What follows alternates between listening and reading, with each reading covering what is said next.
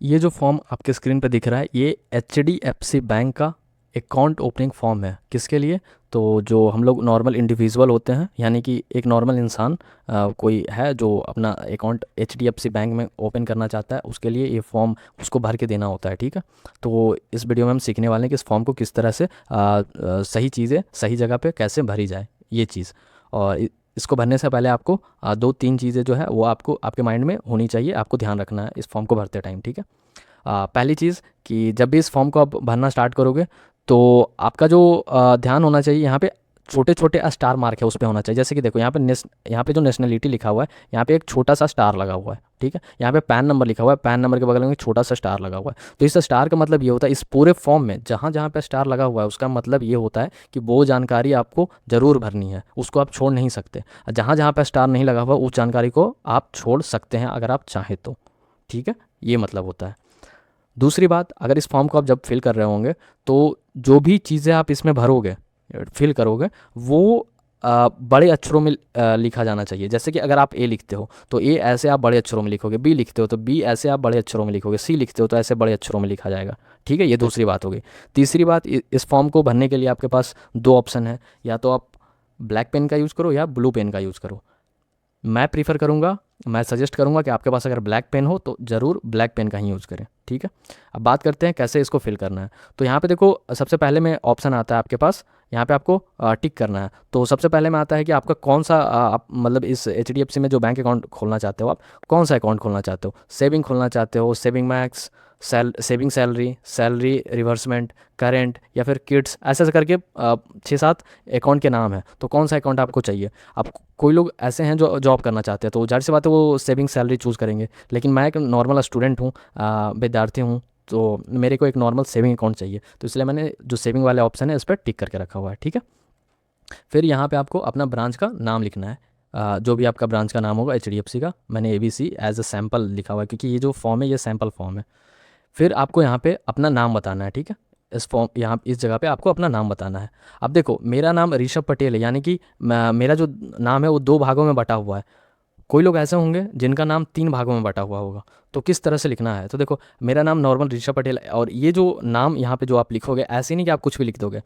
जैसा आपके डॉक्यूमेंट में नाम है, डॉक्यूमेंट अर्थात आपका जो आधार कार्ड है, पैन कार्ड है, वोटर आईडी कार्ड है, जो भी जो कागजात हैं वो आप इसके साथ अटैच करोगे, उसका प्रिंट आउट, उसमें जैसे आपका नाम होगा, जैसे आपका डेट ऑफ बर्थ होगा, जन्म तिथि होगा, वही चीज़ें उसी तरह से लिखनी है, अपने मन से कुछ नहीं लिखना। ठीक है।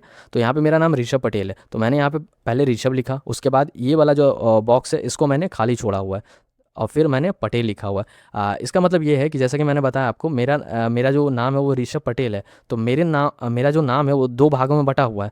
तो ये यहाँ पर भी तो दिखाना पड़ेगा ना कि ये जो नाम है वो दो भागों में बटा हुआ है, तो उसके लिए एक बॉक्स आपको छोड़ना होता है। अब कोई लोग ऐसे होंगे जिनका जो नाम है वो तीन भागों में बटा हुआ होगा, तो दो भाग यहाँ पे लिखेंगे, फिर यहाँ पे एक बॉक्स वो छोड़ेंगे स्पेस के लिए, और फिर अपना वो जो तीसरा नाम है वो यहाँ पे लिखेंगे इस तरह से। यहाँ पे देखो एक प्रीफिक्स लिखा हुआ। प्रीफिक्स का मतलब होता है कि कोई व्यक्ति ऐसा है जो अपने नाम के आगे कुछ टाइटल लगाता है। टाइटल में हो गया श्री, मिस्टर, मिसेज, कोई महिला है तो वो मिसेज लगाते हैं, कोई पुरुष है तो वो मिस्टर लगाता है, कोई श्री लगाते हैं, तो ऐसे ऐसे करके। तो अगर कोई मिस्टर लगाता है तो यहाँ पे वो मिस्टर लिखेगा, कोई मिसेज लगाता है तो मिसेज लिखेगा। ठीक है।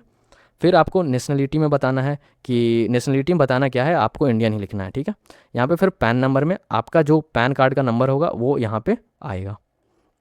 फिर यहाँ पे है आधार कार्ड नंबर, यानी कि आधार का आपका नंबर जो कि 12 अक्षरों का होता है, तो वो चीज़ आप यहाँ पे लिखोगे। ठीक है। और उसके पहले यहाँ पे आप ये टिक करोगे, ये चीज़ जो है वो उसको टिक करोगे आप। फिर यहाँ पे देखो दो ऑप्शन है आपको, ये पहला ऑप्शन, ये दूसरा ऑप्शन। तो आपसे पूछ रहा है कि DBT आप इसी अकाउंट में, ये जो अकाउंट ओपन होगा उसमें आप आधार कार्ड का जो DBT होता है, यानी डायरेक्ट बेनिफिट ट्रांसफ़र होता है, उसको आप लिंक करना चाहते हो तो पहला ऑप्शन चूज़ करोगे, नहीं लिंक करना चाहते हो तो दूसरा ऑप्शन चूज़ करोगे। अब ये क्यों है? तो DBT क्या होता है मतलब? तो अगर आपके पास कोई सरकारी पैसा आता है आज के डेट में, सरकारी पैसा कहने का मतलब आपने स्कॉलरशिप के लिए अप्लाई किया, आपने पेंशन के लिए अप्लाई किया, या फिर सरकार की कोई स्कीम आई उसमें आपने अप्लाई करा, तो आप अपना पासबुक देते हो, यानी कि खाता नंबर ये सब देते हो ताकि पैसा जो है आपके खाते में आए। तो जब तक ये DBT लिंक नहीं होगा, जब तक वो पैसा आपके खाते में नहीं होगा, चाहे आप अपना खाता नंबर लिख के क्यों ना दे दो। आज के टाइम पे, ठीक है। तो अगर आप चाहते हो कि ये जो HDFC का नया नया जो खाता खुले आपका, उसमें आपका सारा सरकारी पैसा आए, पेंशन से लेकर के सब्सिडी से लेकर के स्कॉलरशिप तक, तो आप पहले वाले ऑप्शन पर टिक करोगे, ठीक है।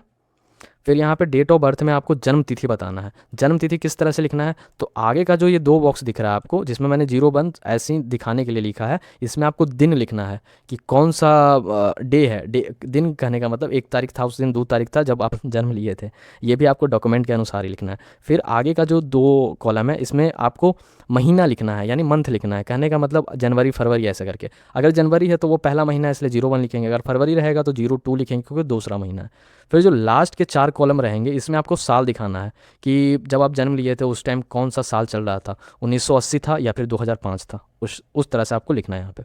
फिर यहाँ पे मेल फीमेल वाला बताना है आपको। यहाँ पे देखिए ऑप्शन है एम लिखा हुआ है, तो मेल है आप, तो मेल पे टिक करेंगे। यहाँ पे मदर मैडन नेम लिखा हुआ है, इसका मतलब ये होता है, यहाँ पे देखो स्टार भी लगा हुआ है, तो ये बताना आपको ज़रूरी हो जाता है, ठीक है। तो मदर मैडन नेम का मतलब ये होता है कि आपकी माता जी जो हैं वो शादी से पहले उनका कोई कुछ और नाम था, शादी के बाद उनका नाम चेंज हुआ है क्या, तो वो चीज़ अगर होगी तो वो चीज़ यहाँ पे लिखना होता है। मेरे केस में ऐसा कुछ नहीं है, पहले भी वही नाम था, अभी भी वही नाम है, तो मैं यहाँ पे NA लिख दूंगा, या फिर आप डैश डैश लिख कर सकते हो यहाँ पे, ठीक है। फिर यहाँ पे ऑपरेटिंग इंस्ट्रक्शन आता है, ठीक है। ऑपरेटिंग इंस्ट्रक्शन का मतलब ये होता है कि आप जो ये खाता खोलोगे, इसको सिर्फ आप यूज़ करोगे या फिर आपके अलावा कोई और भी यूज़ करेगा, ठीक है। तो मैंने सिंगल लिखा हुआ है क्योंकि मेरा खाता है तो मैं ही यूज़ करने वाला हूँ। अब देखो यहाँ पे 2 3 ऑप्शन और है। यहाँ पे जॉइंटली ऑप्शन है। जॉइंटली का मतलब ये होता है ना कि कई बार ऐसा होता है कि आप लोग जब अकाउंट खोलते हो तो जॉइंट अकाउंट खोलते हो, आप होते हो, साथ में कोई आपका फैमिली वाला हो गया या फिर कोई और हो सकता है, आपका दोस्त भी खोल सकता है, जहाँ तक मेरे को पता है। तो अगर आप 2 लोग मिलके एक अकाउंट को ओपन करते हो, उसको जॉइंट अकाउंट कहते हैं, तो उस केस में आप जॉइंट पे टिक करोगे, ताकि इस खाते का यूज आप भी कर सको और जो साथ में एक और जो है वो भी यूज कर सके। फिर देखो एक माइनर अंडर गार्जियन, देखो कोई बच्चा ऐसा है जो 18 साल से नीचे है लेकिन उसको अपना अकाउंट चाहिए, तो उस केस में वो 18 साल से नीचे है तो वो एक माइनर कहलाता है। तो उस केस में आप इस पे टिक करोगे ताकि जो बच्चा है जो 18 साल से नीचे है वो भी यूज कर सके, और अगर वो ना हो तो उसके बेसिस पे उसके गार्जियन जो है वो भी यूज़ कर सके। तो ये अपने हिसाब से किस तरह का आप चाहते हो उस पर टिक करोगे। फिर इस चीज़ को आपको नहीं भरना है, ये इसलिए मैंने क्रॉस लगा के भी रखा हुआ है, ठीक है। फिर आपको यहाँ पे देखो मेलिंग एड्रेस। मेलिंग एड्रेस का मतलब ये होता है कि सीधा समझो कि करंट एड्रेस, मतलब कि उस एड्रेस पे अभी आप रहते हो, ठीक है। अब देखो दो तरह का एड्रेस होता है। मेलिंग एड्रेस को ही हम लोग करंट एड्रेस बोलते हैं, और एक होता है परमानेंट एड्रेस। अब देखो इन दोनों में फ़र्क क्या होता है। परमानेंट एड्रेस का मतलब होता है ना कि जहाँ पे आपका घर है, ठीक है। एग्जाम्पल में मैं दूँ तो देखो कोई एक व्यक्ति है जो जिसका घर बिहार में है, वो जॉब कहाँ करता है, तो वो जॉब यूपी में करता है। तो जाहिर सी बात है अगर जो यूपी में अगर वो नौकरी कर रहा है यानी जॉब कर रहा है तो उसको यूपी में ही रहना पड़ेगा, वो बिहार तो रोज़ आएगा नहीं।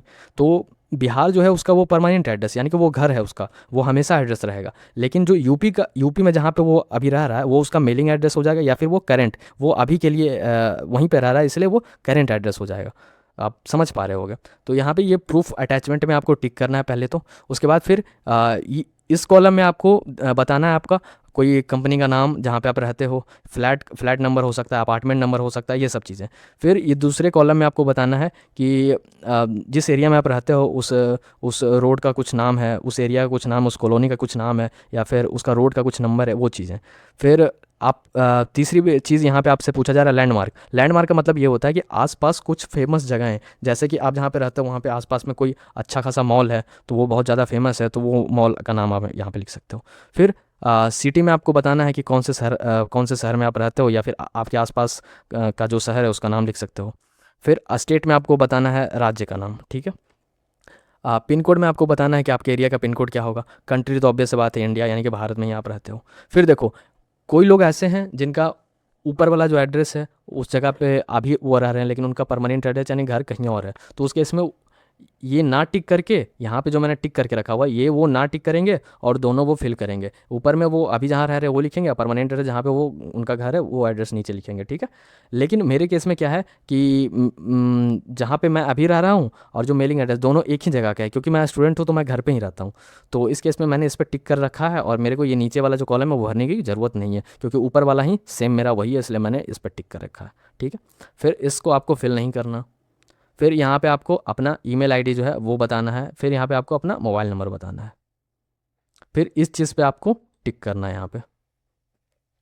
फिर आपसे पूछा जा रहा है कस्टमर प्रोफाइल डिटेल, मतलब कि आप कस्टमर प्रोफाइल डिटेल में आपको बताना है कि आपका ऑक्यूपेशन क्या है, मतलब कि आपका आप जो हो वो क्या करते हो, क्या काम करते हो, क्या व्यवसाय है आपका, वो उसके बारे में बताना है, ठीक है। तो मैं एक स्टूडेंट हूँ, इसलिए मैंने स्टूडेंट पे टिक करके रखा हुआ है। कोई जॉब करते हैं तो जॉब कहाँ करते हैं, प्राइवेट कंपनी में जॉब करते हैं तो यहाँ पे टिक करेंगे। अगर वो पब्लिक या फिर गवर्नमेंट के अंडर काम करते हैं तो गवर्नमेंट यानी सरकारी नौकरी करते हैं तो इधर लिखेंगे। कोई ऐसी महिला हैं जो घर पे रहती हैं, वो घर का काम काज देखती हैं, तो वो हाउस वाइफ पे टिक करेंगे, ठीक है। इस तरह से आपको टिक करना है। फिर बाकी जो इतना है, ये सारे डिटेल्स हैं। इन सारे डिटेल्स को आप बता सकते हो, आप चाहो तो, नहीं चाहो तो ना बताओ, मतलब आपकी पूरी उस पे है। ये बताने या ना बताने से आपके अकाउंट खुलेगा नहीं खुलेगा उससे कोई इफेक्ट नहीं पड़ता, ये ज़रूरी नहीं है। आप चाहो तो बताओ, नहीं चाहो तो छोड़ सकते हो उसको। फिर यहाँ पे हमेशा देखना कि आपको नो ही टिक करे, क्योंकि आप यस टिक करोगे तो फिर आपका शायद अकाउंट खुलने में दिक्कत हो, तो यहाँ पे आप नो पे टिक करोगे। फिर पेमेंट डिटेल में आपसे पूछा जाएगा। देखो पूछा क्या जाएगा, देखो HDFC जो है वो एक तो प्राइवेट बैंक है और एक प्रीमियम बैंक है, ठीक है।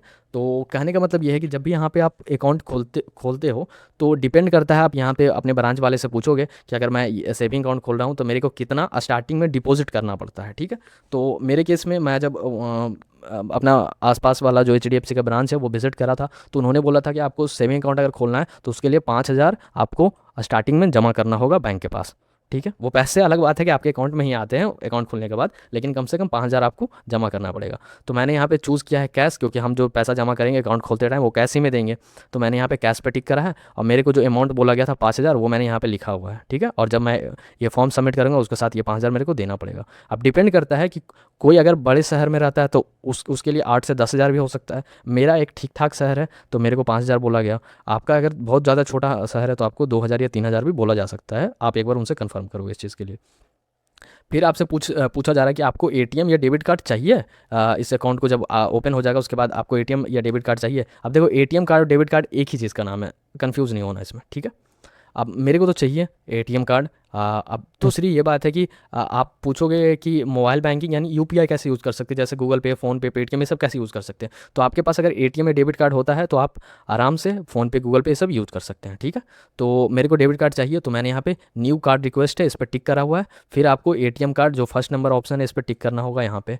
फिर यहाँ पे पूछा जा रहा है कि डेबिट कार्ड किस तरह का आपको चाहिए। यहाँ पे 3 तरह का नॉर्मल इन्होंने दिखा के रखा हुआ, एक रेगुलर है, एक प्लेटिनम है और एक अदर करके रखा हुआ है। तो मैं आप पहली बार अगर HDFC में अकाउंट खोल रहे हैं तो मैं आपको बोलूँगा कि आप रेगुलर वाला ही जो डेबिट कार्ड होता है उसी पे टिक करें, क्योंकि अगर प्लेटिनम या फिर अदर पे टिक करोगे तो देखो ये डेबिट कार्ड या एटीएम होता है ना, इसका 1 साल में कुछ चार्जेस कटते हैं, ठीक है। तो अगर रेगुलर लोगे तो बहुत कम चार्जेस कटेंगे प्लेटिनम और अदर के मुकाबले। अगर प्लेटिनम ये सब लेते हो तो उसके चार्जेस हाई होते हैं, ठीक है। और इस चीज़ को फिर आपको नहीं फिल करना, मैंने क्रॉस लगा के रखा हुआ है। तो ये पूरा पेज जो है, ये पूरा पेज आपको फिल नहीं करना है, समझ रहे हो आप। अगेन इस यहाँ तक पूरा नहीं फिल करना, ये पूरे पेज को फिल नहीं करना आपको, मैंने यहाँ पे क्रॉस करके रखा हुआ है, ठीक है।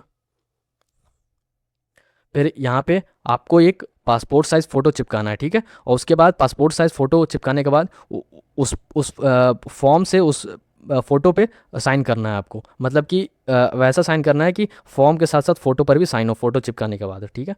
उसके बाद फिर आपको यहाँ पे एक अपना साइन करना है। फिर यहाँ पे आपको अपना नाम लिखना है और जिस दिन इस फॉर्म को भरोगे उसका डेट लिखना है आपको यहाँ पे। फिर इसको पूरा नहीं फिल करना है, ये बैंक वाले खुद ही करेंगे, आपको नहीं फिल करना। फिर यहाँ पर भी छोटा छोटा 2 है, इसको भी आपको फिल नहीं करना, ठीक है। बस यही था।